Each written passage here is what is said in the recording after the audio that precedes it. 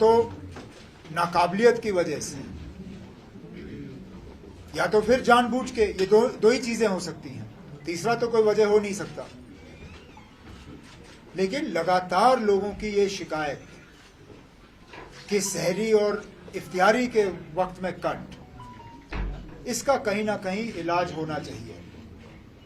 अब कहाँ से वो और बिजली लाएंगे, किस तरह लाएंगे, वो हमारा काम नहीं है उनको बताना, लेकिन कम से कम हमारे जज्बातों का एहसास रखते हुए ये कोशिश की जानी चाहिए, अगर चंद ही घंटों के लिए बिजली उनके पास है तो कम से कम सहरी और इफ्तियारी के वक्त में वो लोगों को बिजली फराहम करें। सर, आपने कहा कि जानबूझ के, तो इसके पीछे क्या वजह हो सकती है अगर वो जानबूझ के ये सब करें? मैंने कहा या तो जानबूझ के या फिर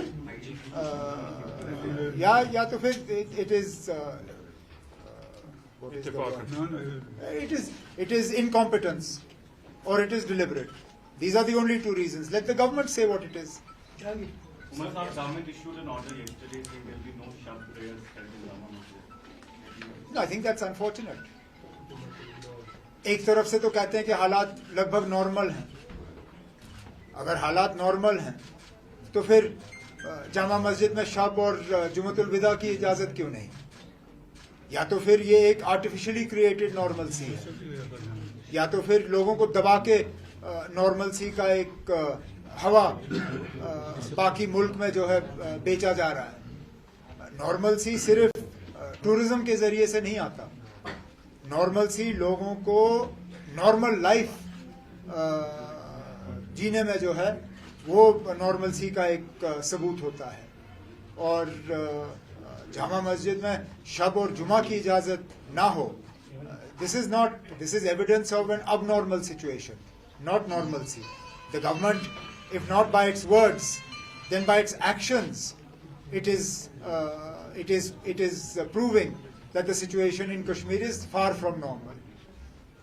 You said yesterday that J&K acceded to a secular country, religions would be given an equal space, but now in today's time you don't see that. So was accession a mistake? Do you see it like that? No, it's not. Nobody could predict how things would play out. So no, accession was not a mistake. And I don't believe India has irrevocably sort of adopted this path. But it is a matter of concern. How can it not be? अब जब मस्जिदों के बाहर जुलूस निकलते हैं और जुलूसों में नारे होते हैं कि इस मुल्क में रहना है तो जय श्री राम कहना है, what do you think people will feel? मैं माफी चाहता हूं, जब मुसलमानों के घरों पे बुलडोजर चलते हैं और आपके टीवी के बड़े बड़े एंकर कहते हैं कि ओह अब बुलडोजरों की कमी पड़ेगी, क्या हमें इंपोर्ट करने पड़ेंगे बुलडोजर या मेड इन इंडिया बुलडोजर होंगे? How do you think we feel? जब आपके टीवी चैनल के बड़े बड़े एंकर उन बुलडोजरों पे चढ़ते हैं और फिर बुलडोजर के ड्राइवर को कहते हैं ना आपने तो सिर्फ इसका छत उड़ाया, इसकी दीवारें क्यों खड़ी हैं, दीवारें भी उड़ा दो। What do you think people will feel? So I mean, please understand, there are sentiments attached to this. People who we expect, we understand politicians will do things for political motives, but people who we expect will be impartial. When they take a partial position like this, how do you expect us to feel any differently? So at the moment there's a debate going on in language. Some people saying that Hindi should be national language. So how do you react to this controversy? It's a fresh controversy at the moment. India is too diverse a country to have one national language. I think India, the idea of India is that it gives space to everybody. When you pick up a currency note, an Indian currency note, how many languages do you find on it? The Indian currency note gives space to all the languages. If the Indian currency note can give space to all languages, then obviously it is understood that we are more than just one language. We are more than just one culture. That's the point. We are more than just one religion. And I think it's important to recognize and respect that. We must give space to everybody. If in Jammu and Kashmir we do not impose language, why should anybody impose language? Let people choose. Why should there be a national language? I don't think a place like India needs a national language. We don't need a national religion. We need to give space to everybody. Umar साहब, क्या communalism अब main stream हो गया है? सारे election सिर्फ हिंदू मुस्लिम के मुद्दे पर लड़े जाएंगे? And do you see that thing happening in Kashmir? लेकिन अब ये कोई नई बात नहीं है, लेकिन अब इसमें थोड़ा सा और हो गया है. It has been mainstreamed like perhaps never before. That is true, and it's unfortunate. इस बार जो इलेक्शंस होंगे वो यूटी में होंगे, असेंबली के इलेक्शंस. क्या यहाँ जब पॉपुलर गवर्नमेंट बनेगी एब्रोगेट करने के बाद इलेक्शन अपना सवाल सुनिए सर, आपका सवाल सुनिए. जो यहाँ पर हुकूमत बनेगी पॉपुलर गवर्नमेंट, इससे पहले कि 370 के एब्रोगेट के बाद काफी सारे कानून यहाँ पर नाफिज हुए. क्या पॉपुलर गवर्नमेंट को ये क्या रहता है यहाँ की असेंबली को कि उन कानून को फिर से रोल बैक करें? अभी डिलिमिटेशन कमीशन ने अपना रिपोर्ट भी जो है नहीं दिया है. इलेक्शन तो दूर की बात, आप तो उस इलेक्शन से आगे अब गवर्नमेंट की भी बात कर रहे हो. हमारी नजर उतनी आगे गई नहीं है ना, हम उसकी कोई तैयारी कर नहीं रहे हैं. इलेक्शन कराना ना कराना ये इलेक्शन कमीशन और मरकज की जिम्मेदारी है. उसके बाद लोग उस इलेक्शन में क्या करेंगे क्या नहीं करेंगे वो लोगों का फैसला है. असेंबली को इख्तियार रहता है यहाँ पर, जो असेंबली यहाँ बनेगी अब की बार यूटी में ना, मैं उस पर क्या बात कर रहे हो ना. जैसे मैंने आपसे कहा, अभी तो असेंबली के इलेक्शन भी अनाउंस नहीं हुए. अनाउंस होने दीजिए, उसके बाद हम बात करेंगे कि असेंबली किस तरह का होगा. सर, जो इंसिडेंट्स हुए हैं उसमें दिग्विजय सिंह जो कांग्रेस के नेता है, उनका कहना है कि बीजेपी बच्चों को पैसा दे के वायलेंस करा रही है. कहाँ पे? रेस्ट ऑफ द कंट्री में सर जो इंसिडेंट्स हुए मुझे हैं. नंबर सेकंड, जो कर्नाटका में हुआ वहाँ AIM जो है पार्टी है उसके नेताओं को भी गिरफ्तार किया गया है. How do you see these all incidents, sir?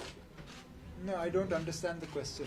Question is that Digvijay Singh is a Congress leader who says and claims that BJP is funding kids for stone pelting for instigating violence. I have nothing to say on that. What can I say on Digvijay Singh's statement? That's his point of view. I have a question to make sense. You said if yesterday, if you would be asked for a suggestion, you would say that PAGD should unanimously jointly fight against the BJP and its allies. How do you see what you said yesterday and the recent statement by the Union Home Minister that this year and the elections are going to end as soon as the delimitation process is ending? Do you think that that PAGD along with the other parties, the other constituents, do you think the BJP is a challenge there? That's why you are suggesting that there should be unanimously all the constituents of the PAGD should fight against the BJP. And who are the allies? There are every election is a challenge. I believe that to stop the onslaught that began on 5th August 2019, it is important to put as united a face as possible. And this is my personal opinion. I said this yesterday. I am not an office bearer of the PAGD. I don't get to decide what the PAGD will do. As an individual and as an office bearer of the National Conference, I have a point of view. I place that point of view. I believe that it is important for Jammu and Kashmir that we put a stop to the detrimental changes that have been instituted in J&K after 5th August 2019. And the best chance for success in that is for the PAGD to fight together. But the ultimate decision obviously rests with the PAGD. They have to decide. I can't decide for them. It's a suggestion which is under your individual capacity. What if the political mainstream parties will contest elections individually? Where do you see the political prospectus there? Look, I don't want to speculate. I have never been one to give categorical answers to hypothetical questions. And given yesterday Mehbooba Mufti Sahiba's response in Jammu, and also what Muhammad Yusuf Tarigami Sahab said yesterday afternoon or in the evening to Indian Express, I believe that there is a good chance that the PAGD will fight together. But ultimately it's a decision they will have to take. And again, all this is premature speculation. We don't know when they will have elections, if they will have elections. When they do, then we'll address these issues.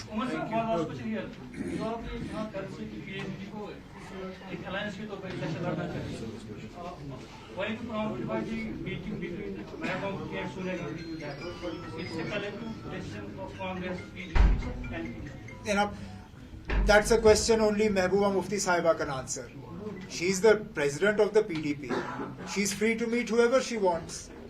Why must everything she does be looked at from the prism of PAGD?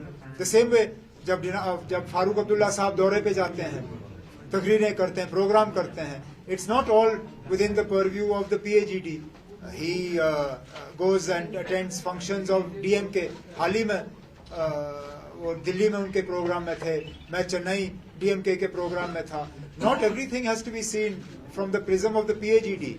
We are individual parties also, and individual parties do their own work. So I'm sure the meeting between Sonia Gandhi Sahiba and Mehbooba Mufti Sahiba was fruitful, but it doesn't have to be seen within the prism of the PAGD.